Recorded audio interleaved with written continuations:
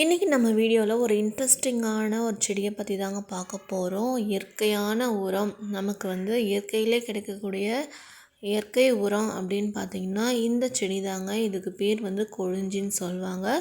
இந்த செடியில் பார்த்திங்கன்னா இயற்கையிலே தலைச்சத்து, மணிச்சத்து, சாம்பல் சத்து அப்படின்னு சொல்லக்கூடிய எல்லா சத்துக்களும் நிறைஞ்சு இருக்குது. அந்த காலத்துலலாம் பார்த்திங்கன்னா வயலில் நெல் வயலில் உழுவுறதுக்காக இந்த கொழிஞ்சி செடி, வேப்பலை, எருக்கஞ்செடி, ஆவாரம்பூ இதெல்லாம் போட்டு நிலத்துல உழுதுருவாங்க. அப்போ தான் அந்த வயலில் நிலத்துல எது போட்டாலுமே நல்லா செழித்து வளரும், நல்ல ஒரு விளைச்சலை கொடுக்கும்.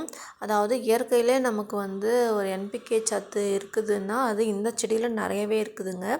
எங்கள் வீட்டில் பார்த்திங்கன்னா எங்கள் வீட்டுக்கு முன்னாடியே ஒரு காலி இடம் இருக்குது. அந்த இடம் ஃபுல்லுமே இந்த கொழிஞ்சி செடி தான் இருந்தது. கொஞ்ச நாள் இப்போ மழை விட்டதுமே பார்த்திங்கன்னா இந்த செடி நிறைய வளர்ந்து வந்தது. நான் இது எல்லா செடியும் நான் கட் பண்ணி எடுத்துகிட்டு வந்துட்டேன். துண்டு துண்டாக கட் பண்ணி எடுத்துகிட்டு எல்லா செடிகளுக்கும் போட்டு விட்டுருக்கேன். இந்த முல்லைப்பூ செடி பார்த்திங்கன்னா சரியாகவே வளரல. ஸோ அதுக்காக நான் இதில் நிறையவே போட்டு விட்டுருக்கேன்.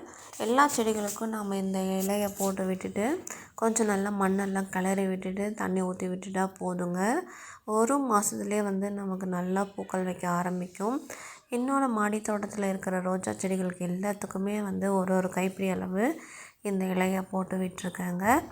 என்னோடய மாடி தோட்டத்தில் பார்த்திங்கன்னா ஏதாச்சும் ஒரு ஃபெர்டிலைசர் மாதத்துக்கு ஒரு தடவை நான் கொடுத்துட்டே இருப்பேன். மாட்டுச்சாணம் உரம் கொடுப்பேன்.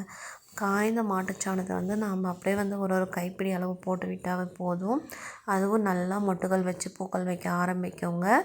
மல்லிகைப்பூ செடி, ரோஜா செடி, காய்கள் செடி, அப்புறம் வெற்றிலை, அப்புறம் இந்த ரோஸ்மேரி பிளான்ட்டு, ஹெர்பல் பிளான்ட்டு இது எல்லாத்துக்குமே நான் போட்டு விட்டுருக்கேன்.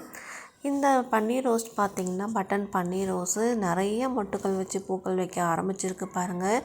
எவ்வளோ அழகாக பூக்கள் பூத்துருக்கு, அதுவும் பெருசு பெருசாக பூத்துருக்கு பாருங்கள். போன முறை பூக்கள் வைக்கும் போது சின்னதாக தான் இருந்தது. இப்போ பாருங்கள் எவ்வளோ அழகாக பெருசாக பூத்துருக்கு. இதோட பூக்களும் காய்களும் பார்த்திங்கன்னா குட்டி குட்டிஸாக இந்த மாதிரி தாங்க இருக்கும்.